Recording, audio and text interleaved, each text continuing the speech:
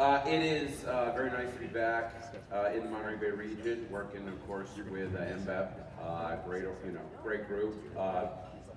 Last couple of years, I have not actually been in this room before. All the times I've been up here giving talks. This is a very cool place, by the way. My only complaint was I did want them to turn the disco ball on when I came up on stage. Unfortunately, apparently the disco ball wasn't available this morning, as the case may be.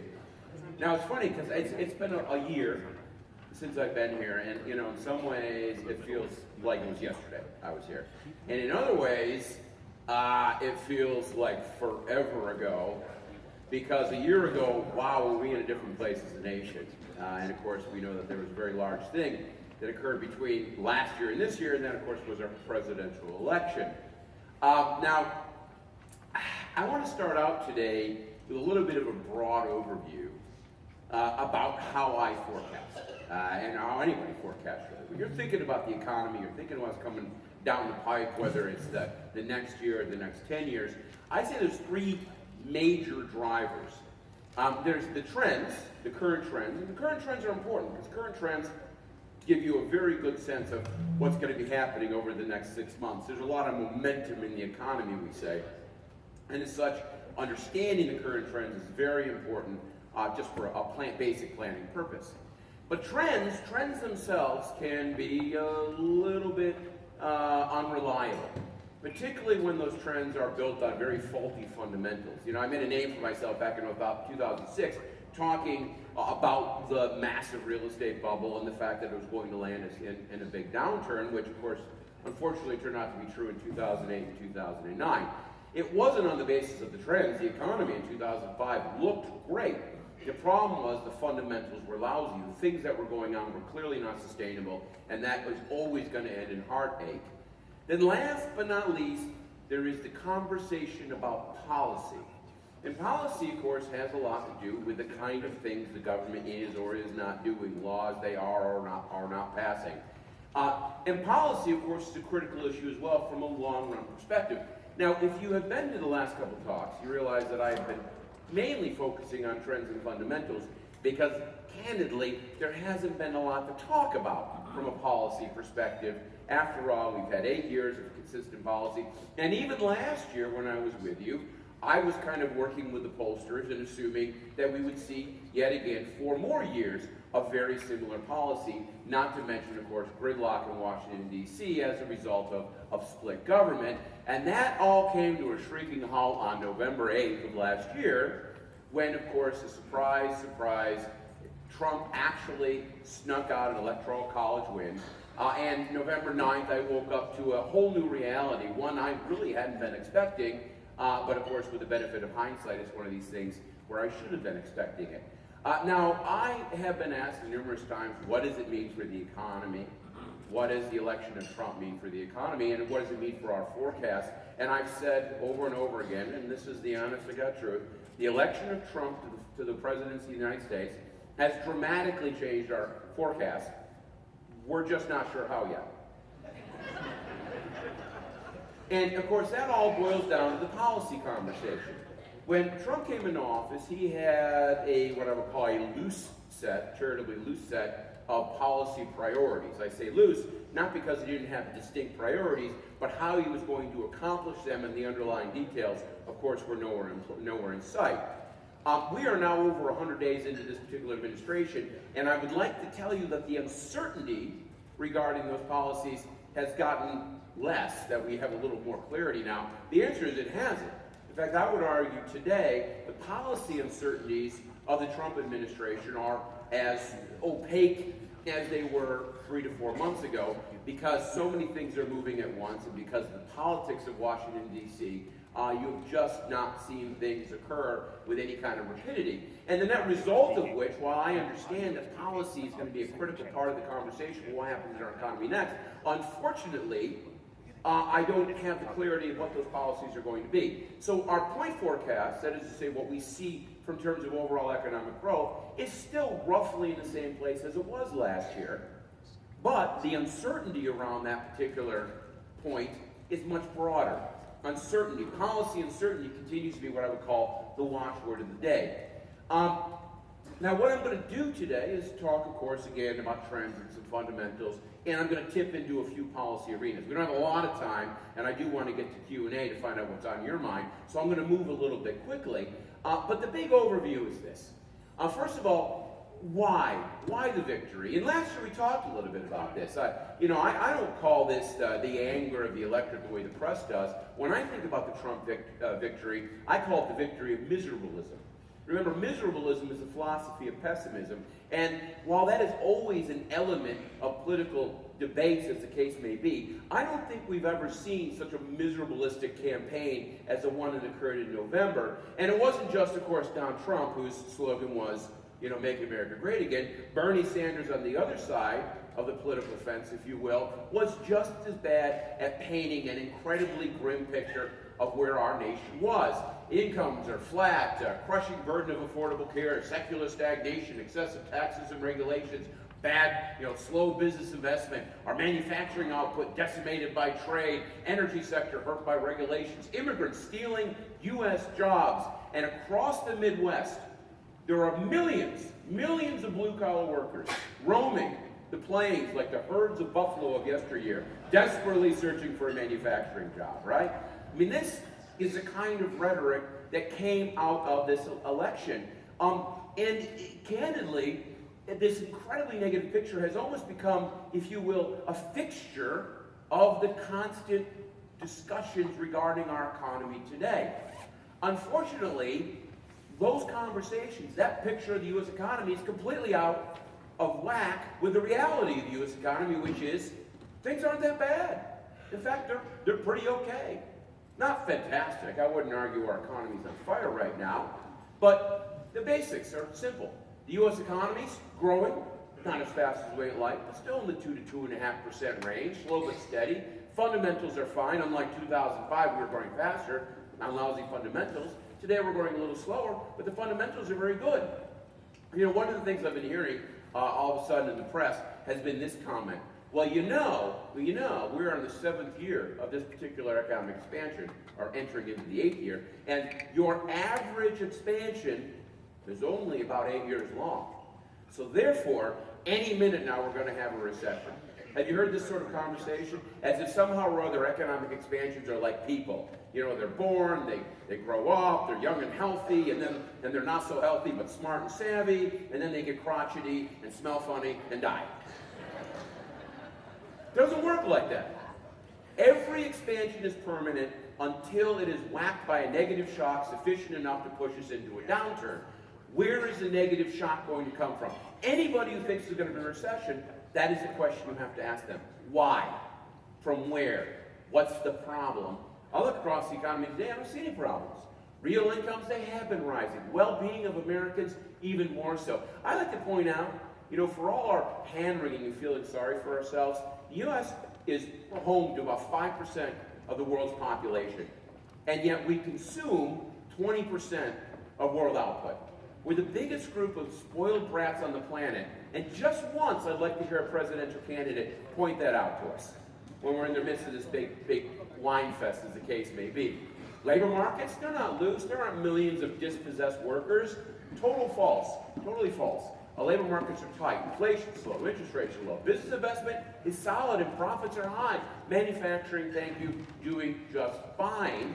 In California, our fair state, once written off as the next Greece, turns out we are leading the charge. We are pushing the U.S. economy forward. We're certainly not holding it back. So this, to me, is the biggest frustration. We've elected a president who's going to come in and fix problems that, candidly, don't exist. And the big problem is there are problems out there. I know that. I'm not Pollyannish. We have lots of issues.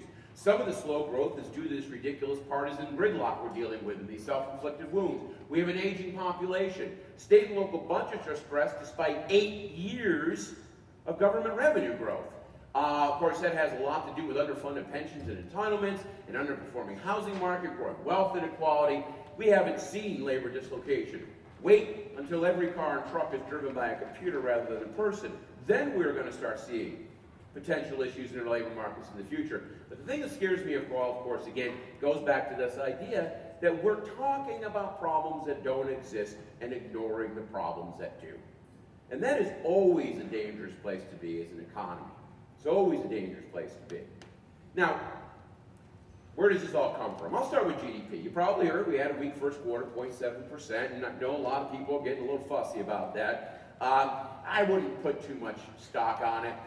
Every first quarter for the last 6-7 years has been weak. There seems to be this standard pattern where we're getting stronger and stronger Christmas seasons, and therefore we wake up in the first quarter of the year with a worse and worse Christmas hangover. And there's a little bit of a pullback, particularly in consumer spending. And that was true this time. Another weak first quarter, but overall the economy actually has been accelerating relative to where we were in the middle of last year, when as a result of the global commodity glut, U.S. growth had slowed down to about 1% on a year-on-year basis. Towards the end of the year, that started to fade away. In fact, last year, at this time, one of the big weaknesses in the economy was business investment. Business investment has all been growing very nicely into the first quarter. Indeed, the slow first quarter was due exclusively to consumers. Consumers have been adding well over 2% to growth in the previous 3 quarters. They didn't even add 0.5% in the first quarter. That's the big slowdown. So is there a problem with American consumers? Well, depends on how you want to look at it. There was a general slowdown in growth, but the 2 big sources came from 2 things: motor vehicles and healthcare. That's where about half the slowing in consumer spending growth came from. People are buying few cars, and apparently they're purchasing less healthcare. Well, I can tell you on the healthcare side, I don't believe that number anyway. The vast majority of healthcare in the United States is not purchased, or at least not immediately. We purchase it through various sorts of insurance programs. That's kind of a head fake. I don't even look at those numbers. It'll bounce back. The car situation is real. There's no doubt about it. And we've been looking into this. Now, is there going to be a strong pullback in auto purchases? You wouldn't think so. The overall stock of autos for all adults right now is actually back to levels it was in the mid-90s, nowhere near where it was in 2002 and 2003. Now, you might say that we live in a new world with Uber and Lyft and all these other rideshare services. Maybe we don't need as many cars. That could be the case. I'm kind of in wait-and-see mode to see how the auto thing shakes out. But I will say this. The pullback in consumer spending, particularly wrapped around autos, we shouldn't think of that as kind of a broader issue with American consumers, because overall, it's not that people are earning less. Indeed, savings rates have started to bounce up in the first quarter of the year. People have spending a little less money and putting it in the bank, and ultimately that's okay. I think you're going to see a bounce back in the second quarter of the year. And, there's other things that tell us kind of paint a very similar picture of the health of the American consumer. Household debt to income levels are really quite low right now, back to where they were in 2001. The financial obligation ratio, which that's basically the share of income used to support current financial obligations, that's near a record low level because of low interest rates. Overall consumer debt delinquency rate down to a little over 3%, very solid number there. Again, there's nothing here that makes me worry about the American consumer. And of course, the labor markets are tight. Yes, again, we had a weak March number. We'll see how April shakes out. But remember, the weakness in March was on the back of 2 very strong months in January and February. In January and February, because of the big seasonal adjustment process after the Christmas season, those are funky months to measure no matter how you want to look at it. One of the impacts of that is that we have a lot of error in the first quarter of the year. I don't look at March in a vacuum. This is what I know. First quarter of the year, we added about 170,000 jobs per month. That's a pretty good number. And more importantly, the job openings rate is still near our all-time record high level, particularly for sectors like professional services and healthcare. There are a lot of open positions out there right now in our economy. There is no lack of labor demand. Rather, what's happening out there, the little bit of slowing we're seeing, seems to be the fact that businesses are finding it harder and harder to find the right person to plug into a particular position because labor markets are not loose, they're actually quite tight. You see that in unemployment. The headline unemployment rate is below 5% right now. The broader measure of U6, which includes discouraged workers, is down to about 9%. Both are a little higher than they were in 2005, but still getting back to normal levels. Wages have been rising. If you look at median wages for all sorts of workers, those with a bachelor degree or higher, or those with a high school degree or less, all growing at about the 3.5% nominal pace on a year-on-year basis. Solid numbers there as a result of those state labor markets. And rising wages have had another impact, which is it's starting to bring people back into the workforce. Right now, the labor force is growing at about a little over a 1% pace. That's close to the best we've seen since 2005. Yet again, everything suggests that labor markets are quite healthy right now. Now, this seems completely surprising. In fact, it seems completely out of sorts with this idea that Americans haven't had any wages in all these years. And you probably have heard this, you probably may have seen this particular graph. You put it online, you'll find 100 pictures on 100 different maybe 1,000 pictures, 1,000 different websites. And this is the picture I'm talking about. This is real mean household incomes. It's data that comes straight from the census. And it paints a very particular picture of what's been happening for household incomes. In 1980, it was kind of flat, big recession then, and it grew all the way to 2000. And since 2000, this data suggests that real household incomes have been flat. And while 2015 was a good year for income increases, the miserablest out there says, well, while that may be true, we barely got above the 2000 level. Clearly something is terrible. Now those 1,000 websites, half of them are left-wing websites, and they will tell you that this is occurring because of evil corporations, evil rich people, and all the terrible things they're doing to middle-class America. And you'll find this same picture on 500 right-wing websites, and they will tell you that this is because of bad taxes and bad regulations and all the evilness that the left is perpetuating on our economy. Now, here's the real answer. It turns out the data is wrong. No one thought of that, huh? Now, I looked into this, and you say, well, what do you mean it's wrong? Read the fine print. It turns out that this is based on your adjusted gross income on your IRS form. Now, for those of you who aren't accountants, let me explain. Your adjusted gross income is not your total income, because there are all sorts of forms of income that do not show up on that form. For example, if you put money into a SEP or a 401k, or your employer's putting it into a pension for you, not included.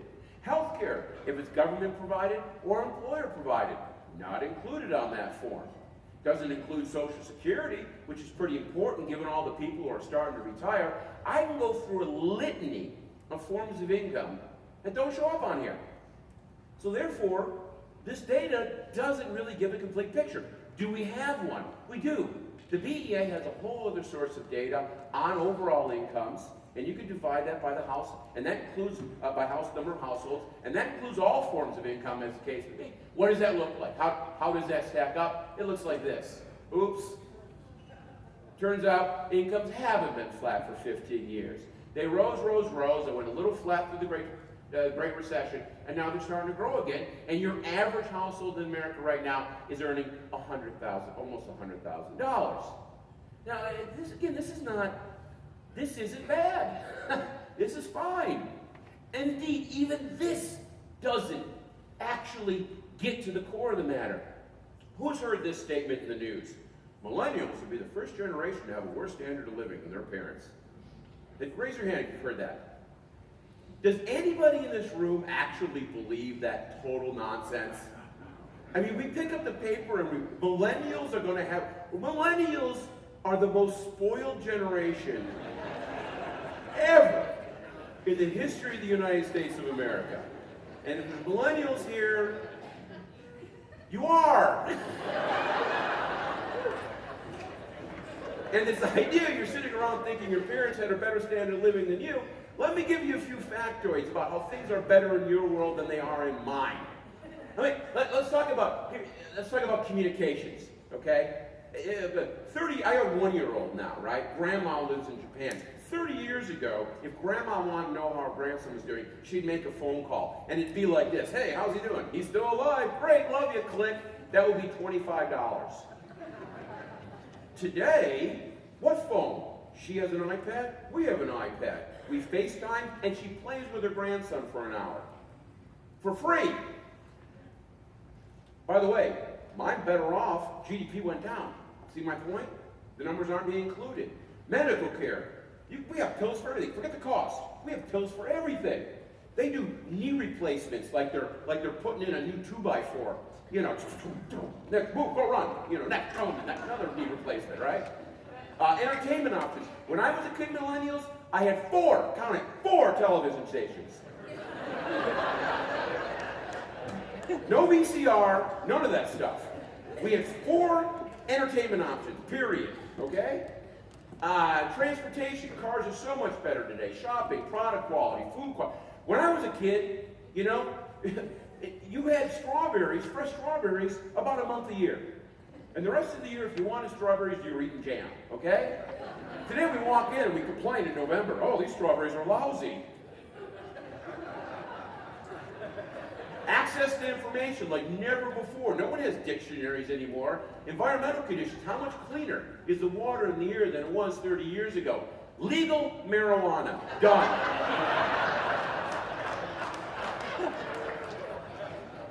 I would say that if you have to compare quality of life today to 30 years ago, there's only one thing that millennials are truly missing out on, and that's the Stones when they were still good. Okay?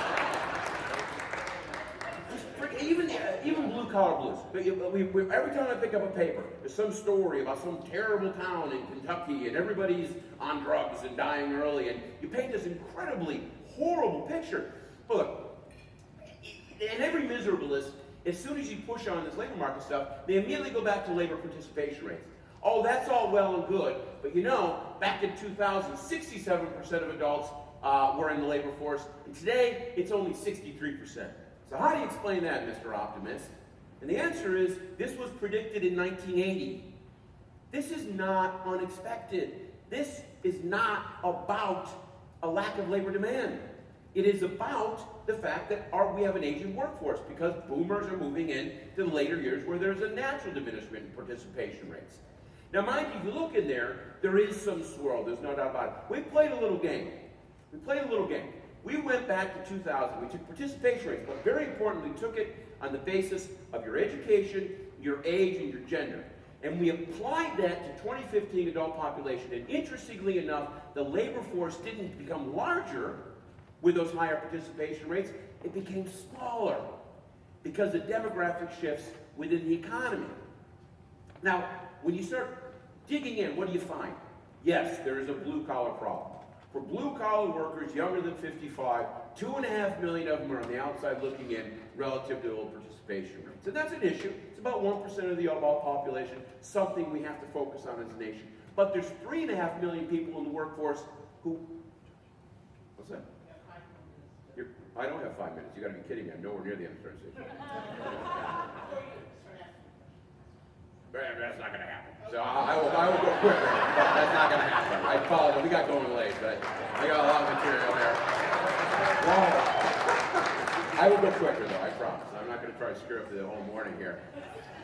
Anyway, who is working that weren't working in 2000? The answer is threefold: older blue-collar workers, educated workers, and most of all, women. So the next time you hear that China and Mexico have been stealing American jobs, the answer is no, it's women.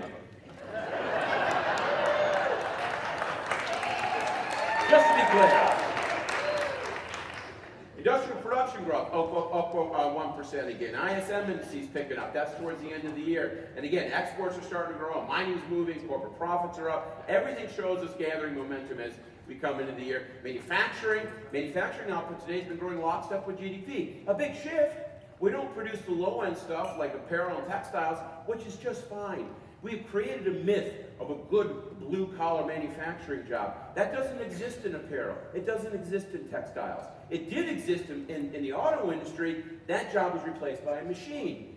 There's not a lot of gain here, folks. The idea that manufacturing is the be-all and end-all, we need to have manufacturing for our labor market to be solid, is simply not true to the reasons I've already told you. Trade's starting to pick up again, and the good news there is happening because the global economy is a little stronger than it was. Last year, the global economy was quite weak, but China, Europe showing signs of life. Some of these developing economies like Brazil are out of the recessions. Things are moving in a positive direction. Construction's up. Housing, still doing pretty mediocre, and that, of course, has a lot to do with the issues having to do with mortgage credit. And again, getting into this administration and policy, mortgage credit, getting Dodd-Frank's reform to allow low credit score people to get incomes, that's a positive thing, something we need to move forward to. Which brings me, of course, to even this conversation about secular stagnation. You know, there's this issue right now, again, it's a centerpiece of the conversation in the White House about how somehow or other economy is not growing as fast as it absolutely should. Now again, this comes from a basic analysis that looks something like this. In the 80s and 90s, we grew at 3.5%, and over the last 15 years, we've been growing at 2%. Now, you can't just put these two lines in there. There's a lot going on in there. There's a couple major financial bubbles that got the economy growing faster than it should. But more importantly, even if you think about the slowdown, you ask yourself why. Again, is it corporations? Is it evil rich people? Is it rules and bad taxes and bad regulations? Well, maybe some of those things have some impact, but everything we're screaming about there, of course, misses a basic reality of our economy, which is that we are not growing as fast because we don't have as many people. You know, this is a growth in adult population, 25 to 64-year-olds. Back in the 70s and 80s, it was 1.5% per year. Nowadays, it's not even 0.5%. We're not growing our adult population fast enough to create a lot of new workers. And if you don't have a lot of new workers coming into the workforce, you can't grow that fast. There's a basic demographic relationship between growth in the long run that everybody seems to be forgetting about. In fact, not only are we forgetting about it, but we're going the opposite direction. You know, we want the economy to grow faster. Well, you want the economy to grow faster. The easiest way of doing that is to have more workers. By the way, half of population growth today comes from immigration. Because of an aging population, in 20 years, it's going to be 2/3. So what are we doing? We should be encouraging immigration. Well, apparently not. We're going the opposite direction on that. Immigrants have been painted to be a problem. They're not a problem.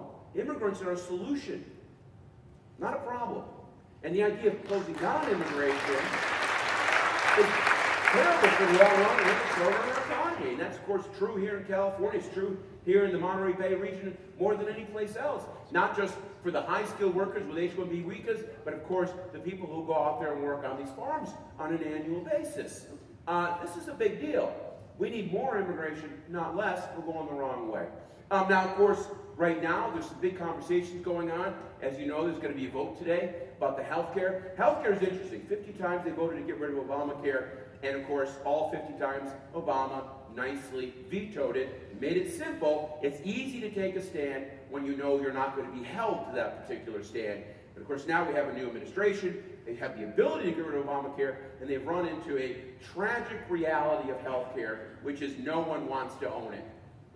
Healthcare is a no-win proposition, and of course, Republicans are figuring that out, because it turns out if you just got rid of Obamacare, you'd have 20 million uninsured Americans, not to mention millions more with substantially inferior health care, and that is a political toll that the vast majority of even Republicans are not willing to take. So they're desperately struggling to figure out what to do. Now, the issue here continues to wrap around who's going to pay for it. One of the things about Affordable Care, the Affordable Care Act for Obamacare, remember, it is not a health reform bill. It was a health insurance reform bill. It all wrapped around who was going to pay, not what are we paying for. And the problem in healthcare is what are we paying for? You know, right now we spend $9,400 per person per year on healthcare. France is $5,400. By the way, France, they have more seniors, they have a large share of low-skilled immigrants, and yet for 40% less, they get roughly the same health outcomes. That's the fundamental question. And unless you're willing to answer that question, it doesn't matter what they do in terms of who pays, this is going to continue to be a large crisis. And of course, the crisis is going to be transferred from the population to the government very soon, in large part because of the big wave of boomers that are about to retire. You know, over the next 20 years, 50 million more Americans, of which 31 million are going to be 65 plus. That's going to take Medicare from 46 million to 77 million in 20 years. To put that in context, what this means, right now, 18.7% of federal government revenues go to paying for Medicare. By 2035, it's going to be 41%, given current taxes and current spending trends on Medicare. 41%. And by the way, the rest of that money has to go to defense, Social Security, Medicaid, infrastructure, and all the other things the federal government does. And yet, despite the fact that the CBO, even under the current situation, is expecting an enormous widening of the federal government deficit because of the entitlements, are we having a conversation about fixing Medicare? No. We're talking about cutting taxes. Wow. How fiscally shocking. I'm not even going to get into this conversation about cutting taxes and potential growth. I will say a couple things. First of all, corporations are making tons of money. Their net income as a share of national income hasn't been higher. It's about 10% of national income right now. It's very high. We need tax simplification. We need to stop games where they move profits overseas. There are ways of doing that. But the idea this is going to give us a big surge in growth is totally false. That has been disproven over and over again. And even more specifically, how can you have a conversation about cutting taxes today without having that conversation about long-term entitlements? It's shockingly fiscally irresponsible. Folks, we've got a big problem. We've got to deal with it before we can have these other nice conversations about how do I pay less in terms of taxes. How about California, getting closer to home? How are we doing? We're still ahead of the game, as already noted. 8th fastest growing, 1 out of 6 jobs in the United States created in this state. Yes, we've slowed down like the rest of the United States have, but we're still growing about a 0.5% faster than the United States in terms of payroll jobs. This is not new. I showed you these same numbers last year. 35% growth in jobs over the past 20 years compared to 25% for the U.S. Unemployment down to national level. California's share of national personal income has never been higher than it is right now. Broad range of jobs. Here's one of the things that makes me crazy. Oh, sure, California has a lot of jobs, but they're bad jobs. Right off the bat, I'm not even sure what a bad job is, okay? You got low-skilled workers and high-skilled workers, and they have certain income potentials, as the case may be.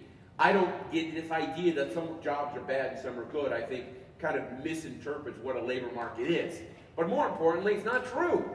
This is the number of, this is employment by income levels in the state from 2011 to 2015. And by far and away, the greatest number of new workers are workers in that 100K club, up 400,000. Very large increase, lots of people making. Now the next group, of course, is the 25 to 50K, but that's okay too, because there's lots of low-skilled workers out there who are doing much better in our relatively tight labor markets. Taxable sales are up, non-residential permits are doing great. Our economy over the last couple of years has been growing faster than the nation by a significant margin. Everything's on fire. Yet, despite all this, every local government I know is feeling completely financially strapped. And yet again, it goes to that 800-pound gorilla in the room we're not talking about. And that, of course, has to do with the fact that we are dealing with pension problems. I mean, think what's going on right now. Right now, the state's bringing record revenue in state and local level, and yet every government feels like they can't afford to even do things like fix roads. And a lot of it has to do with pay. You know, back in 1999, your average private sector worker in California made $40,000. That includes everything, including benefits. The average state and local worker made about $50,000, $10,000 more. Fast forward to 2015, your average private sector worker is making a little over $60,000. Your average state and local worker is making close to $100,000. The gap is $35,000, of which the large majority are payments for pensions. Pensions, by the way, that are already shockingly underfunded. Last year, CalPERS earned a whopping 0.6%. Now they're talking about raising their long-term projection to 5.8%, which is getting closer to a reality of about 5%, which is what they should be expecting. But every time they do that, you're ratcheting up the pressure on local governments. It's a mess out there, and we need to talk about it. We need to fix it. We've got to stop pretending this problem doesn't exist. Every government I know out there is dealing with this particular issue, and yet we're not talking about real reform on this. Somehow or other, we're locked down, pretending it doesn't exist. It's going to go away. It's not. We've got to talk about it. Now, where is growth? Good news, it's shifted. It's not all San Jose and San Francisco anymore. Indeed, it's moving to the new places. The Inland Empire right now is the fastest growing over last year, 3.5% growth, a little slowing. Yes, Santa Cruz, number 2, 2.9% growth, a little bit up from last year's 2.7%. A little slowdown in San Francisco and San Jose, but not too bad. And of course, Monterey also in there about 2.1% as well. Overall, you look at the numbers, it's an interesting kind of mix. San Benito still running a little less than 20,000 jobs, not quite back to the previous peak. Santa Cruz finally started growing, finally broke out of that place they were in. Record high levels of employment at about 110,000 right now. Monterey, of course, has been growing consistently. Back in 1990, about 140,000 jobs, we have about 190,000 jobs. On the right-hand side, a little breakdown of where jobs are.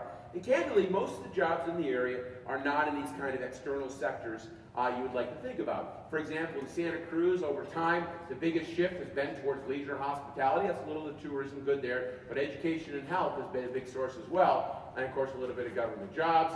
In Monterey, education, health, leisure, hospitality, farm employment is also up. This is formal farm employment, which I think is jumping right now. largely because of some of the issues with the lack of labor force availability. As for San Benito, that's one of an odder economy. Of course, it really is an extension of San Jose in some ways, which is why the fact that they still have a very large manufacturing sector, although it's come down just a little bit. And there, of course, retail trade has also been popping because of some of the changes. But again, like other parts of the local economy, education, health, near the top as well. Recent employment trends, you can see since 2011, the nice bounce back. This is mainly Monterey and Santa Cruz I'm looking at here. You can go through some of the growth numbers.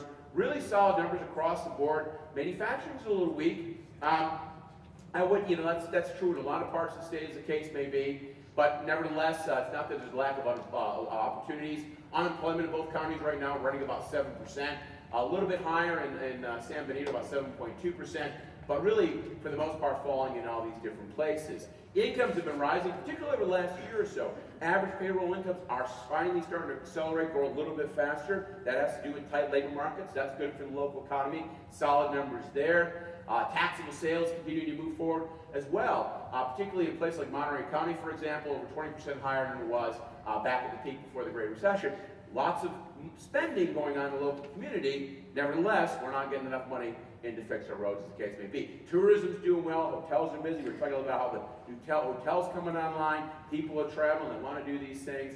Ag's doing well. I know it feels like a little tight right now in the ag community, but it's not because they're not producing. Indeed, with all the rain and water, there's been really good crops out there. The big issue this year compared to like 2 years ago is that prices have come down, largely because the dollar's up and the global economy is a little weak. But putting a price situation aside, the industry is doing quite well. Top commodities, we'll let you focus on this later on.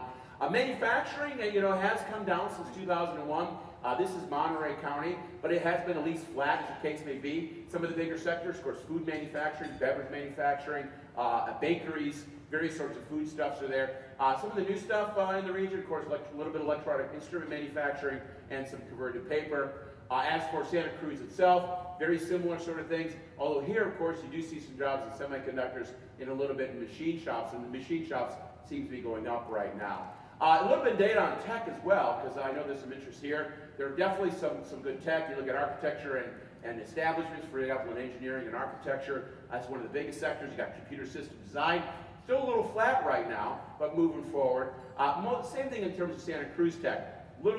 Things have been flat over the course of the last year or so. Not a big surprise given how tech overall has been a little flat, but still a solid core of some of these tech industries. And some of the good things, is venture capital has started to bounce back coming into 2017. Deal sizes are starting to pick up as well. And this is some data. We have a new data source for venture capital. This is from PitchBook. It's some great data. And here's some stuff right here in Santa Cruz, Scotts Valley, Watsonville. You can see some of these new venture capital deals that come into place. The biggest one is Looker, $81 million. That's database software right here in Santa Cruz. Very solid numbers there. But you can go through some of that. This is exciting. You see the money coming in, and given how crowded the more kind of core Bay areas right now, this is a fantastic time for these companies to be looking a little bit outside of the region for a new place to come call home. Now, I want to wrap up, and I'm going to with one last question. That, of course, has everything to do with housing, and with that, I'm going to spend 30 seconds on a little quiz. And this quiz is this. This is a matching game. On the right-hand side, we have 5 regions of the state: Bay Area, Central Coast, Greater LA, Greater Sacramento, South Central Valley. Okay? On the left is 20-year growth rates in payroll jobs. And what I want you to do is spend a little time and match these. All right? Everybody got it? Quiz time, quiz time. All right. So, I'll pick on you, sir, since you're right in front. Where do you put the Bay Area? What letter? D. Okay, what do you think the Bay Area is? E? Okay. B. A. Bingo. These are matched up perfectly. These are matched up perfectly. No, your mind does not hear you wrong. And in the end, it's because you've got to remember, growth in the long run. Growth in the long run is not about cool clusters, cool sectors, having millennials and all that stuff. Growth in the long run is about people. Remember I made that point in terms of the slowdown in the adult population? It's about people. And while it is true the Bay Area has everything for good, solid, amazing, long-run growth, they're lacking one critical component, which is new housing stock. Because they fight against it tooth and nail. And of course, no one is dealing with this. We call it an affordable housing crisis. It's not an affordable housing crisis. It's a supply crisis, which is making housing unaffordable. The numbers continue to go up. Same thing in terms of rents. And yet we're building very little. Right now, California's adding 4 people for every new permit. The single-family market is still completely moribund from where it was. CEQA, Prop 13, there's any NIMBYism, all sorts of issues, and yet the state has consistently failed to do anything about it, and it is going to slow things down. Here in the area, not much activity. Santa Cruz, still very little single family. Monterey's finally starting to move forward. Monterey's been a little bit better in terms of building housing, which is one of the reasons why they're one of the faster growing parts. Santa Cruz, remarkably resistant to new housing, hence it's tough to grow. Santa Cruz has enormous potential, especially right now, especially given how proud of the Bay Area. But to do so, you need housing, you need development, and that, of course, creates, I know, a lot of local opposition, but that's the answer. If you can't have housing, you're not going to be able to grow the economy at any substantial pace. And that doesn't mean things are going to hurt, but you turn it into Country Club California, a place where high prices push low-income people out while high-income people move in. Everybody says, wow, San Francisco, they must have the best economic development in the world because everybody there is rich. And the answer is no, all the poor people left. It's different. It's different. So housing, critical. Can't say it enough. Population is starting to grow a little bit here, still a little about 1%, but this is the time, this is the place. People want to live here. So wrapping it all up, I apologize for going too long. Hopefully we caught up near the end. Economic outlooks, we're still in the 2 to 2.5%. Labor market's going to remain tight. Wage growth is going to put pressure on profits. Financial markets might be a bit frothy, but interest rates are going to remain low. Exports will remain a little bit weak because of the high dollar, but business investment is going to pick up. And California is going to slow, not because of taxes, not because of business climate, but because of a sheer lack of housing, because we refuse to have this. As for the Trump factor, look, again, I still don't know. I do not know what's going to happen. Some good? Yeah, absolutely. Mortgage reform, infrastructure, government efficiency, perhaps even better trade negotiations. On the other side of it, there's still potential for the trade war, the immigration issues, and the entitlements, and worst of all, what I would call the revenge of the left. Because Trump continues to upset people, and his administration turns into a total failure. That is exactly the place and time in which we are ushering a far less left administration, which is no better. Because Bernie Sanders, even if you were a burn, even if you felt the burn, he was just as out of touch with reality as Trump was, folks. Things aren't that bad. We have a series of problems that once we focus on them, we can do it, we can solve them. But it first has to start with us acknowledging the basic realities of our economy today. And it has to start with the idea that things are good, we can fix these problems. Thank you very much.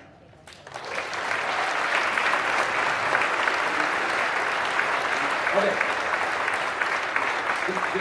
Despite my tardiness, they did give me five minutes to ask questions. So, good questions, because we got we got 5 minutes. I want to keep people on track as best I can.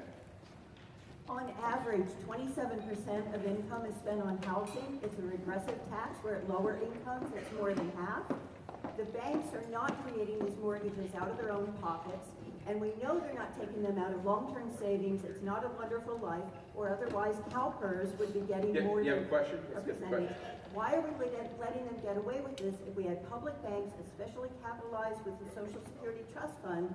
All that debt would become jobs that we want to recirculate in our All right, well, let me take that on first. First of all, the problem with the mortgage markets is the fact that they threw the baby out with the bathwater in the context of Dodd-Frank. They tried to do is take the liability with foreclosure away from the borrower and put it on the lender. Now, that's a mistake because lenders are no longer willing to lend to higher risk borrowers. That's a basic financial relationship between the two. And that is problematic. It's problematic for the economy. It's problematic for wealth distribution. I couldn't agree more with you.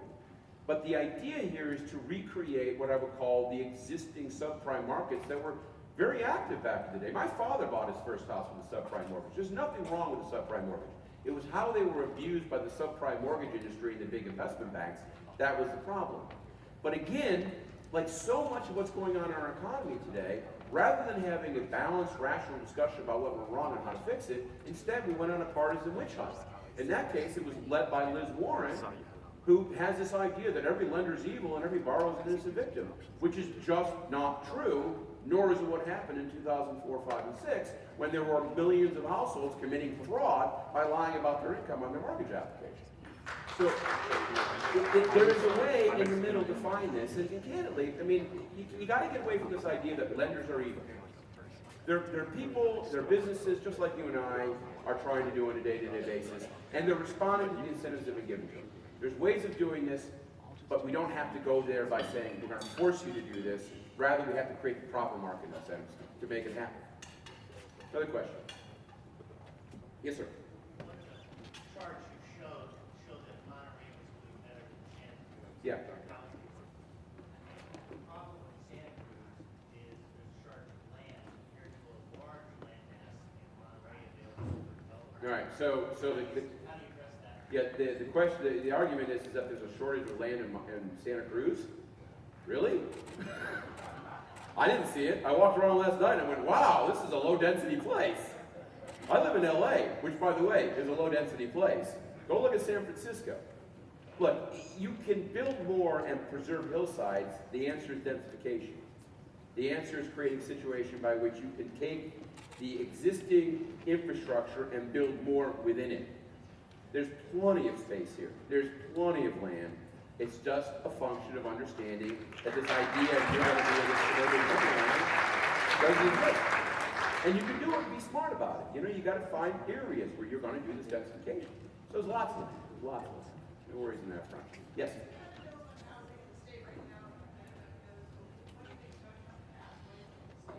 Well, the state keeps talking about affordable housing. We have an affordable housing crisis. And as soon as you say that, then they start talking about rent control and affordable housing mandates and subsidies and special taxes. Stop! This is not an affordable housing crisis. And you can't tax some housing supply to subsidize other housing supply and think you're going to increase the aggregate new supply coming online. This is about building more, period. And you build more by, A, making it advantageous for cities to have housing. You know, right now, every city's biased against housing because of Prop 13. Every hunk of land for a city is a cost-benefit analysis. What are the costs? It's the services they use. What are the benefits? The taxes they receive. Sit down and compare an office building or a retail center to a high-density housing. And any city will tell you, high-density workforce housing is a loser. They use lots of services. I get no money. Retail, lots of money, no services. We have biased cities against wanting housing. The easiest fix is to change our revenue system to encourage cities to want housing. Texas is a classic example. Yes, I said it out loud. There are good things in Texas. Taxes and Austin. That's it. But Texas, most taxes come from property taxes. And if cities want to grow their budget, they want housing. That's where it works. Here, we do the exact opposite. One last question, and I got to wrap up. Way back. Hi, you talk about the positive impact of immigration, and I agree with that. But have you looked into the positive income that immigration reform will have in our economy? Because that's something that has been talked about. Well, yeah, I mean, look, there's two sides of this. We can try to kick these people out, or we can make them legal. Clearly, making them legal is the way to go. Clearly. And this idea that somehow or other immigrants are too expensive, largely because of the consumption of education, I would point out that educating undocumented immigrants' children, that's an investment, not an expense.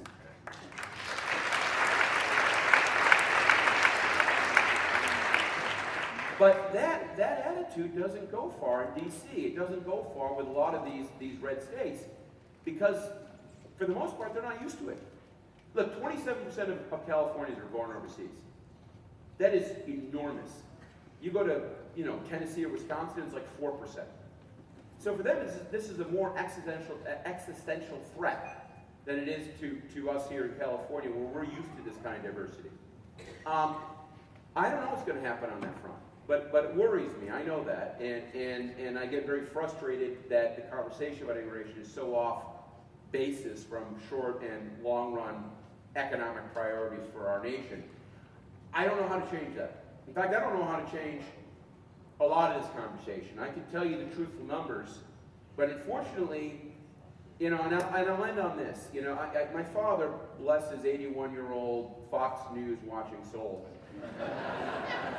is quite convinced the world is collapsing around our ears. And I remember having a conversation with, not necessarily about immigration, but about the labor market.